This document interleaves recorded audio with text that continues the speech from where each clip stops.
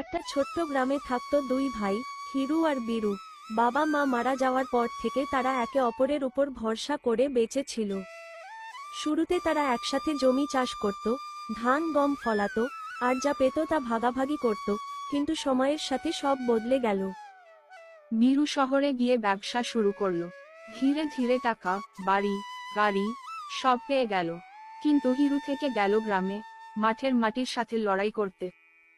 একবার প্রচণ্ড ঝড় বৃষ্টিতে খেতে জল জমে সব ফসল নষ্ট হয়ে যায়। বাড়ির ছাদ থেকে বৃষ্টির জল পড়তে শুরু করে, হিরুর বাড়িতে খাবারও শেষ হয়ে আসে। বাড়িতে খাবার ফুরিয়ে আসছে, খাবারের কিছু একটা ব্যবস্থা করো।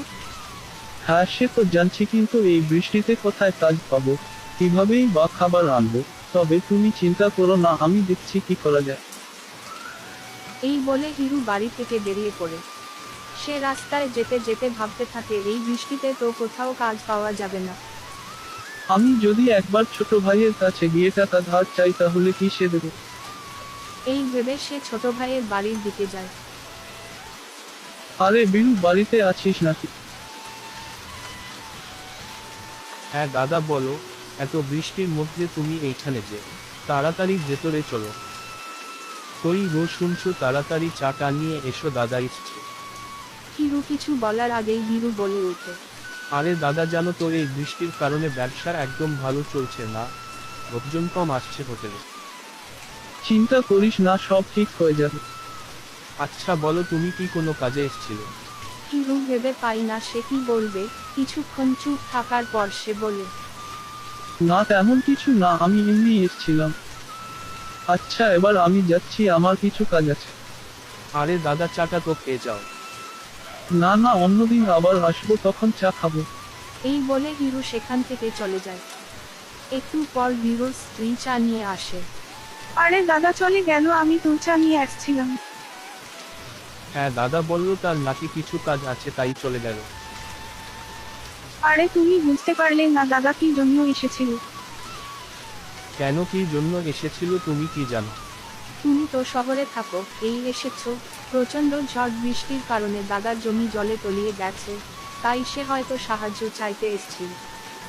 আরে আমি জানতামই না এত কিছু হয়ে গেছে দাদার সাথে। আমার তো দাদাকে সাহায্য করতে হবে। আমি আসছি এক্ষুনি। তুমি কিছু খাবার আর টাকা নিয়ে যাও। অন্যদিকে হিরু ভাইয়ের কাছেও কোনো সাহায্য না পেয়ে নিরাশ হয়ে বাড়ি ফিরে আসে। মা বাবা কখন আসবে? আসবে মা, আসার সময় তো হয়ে গেছে। ঠিক এই সময়ে হিরু ঘরে প্রবেশ করে। তুমি এসে গেছো। খাবারের কোনো ব্যবস্থা হলো? না গো, আজ মনে হচ্ছে না খেয়েই থাকতে হবে। ঠিক এই সময় বাইরে থেকে কেউ ডাক দেয়। দাদা বাড়িতে আছো নাকি? হিরু বাইরে বেরিয়ে দেখে বীরু ডাক দিচ্ছে। বীরু, এই সময় তুই এখানে? আয় ভিতরে আয়।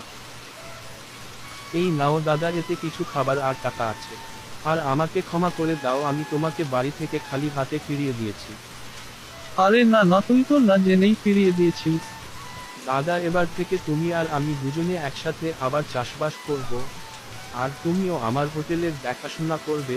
তুমি না সাহায্য করলে আমি তো শহরে গিয়ে কিছুই করতে পারতাম না। এইভাবে দুই ভাইয়ের মধ্যে আগের সম্পর্ক ফিরে আসে। অন্যদিকে জমির জলও ধীরে ধীরে কমতে শুরু করে। এরপর থেকে দুই ভাই একসাথে জমির দেখাশোনা করে, কাজ করে, তাদের ছেলে মেয়েরাও একসাথে খেলাধুলা করে, স্ত্রীরা রান্না বান্না করে।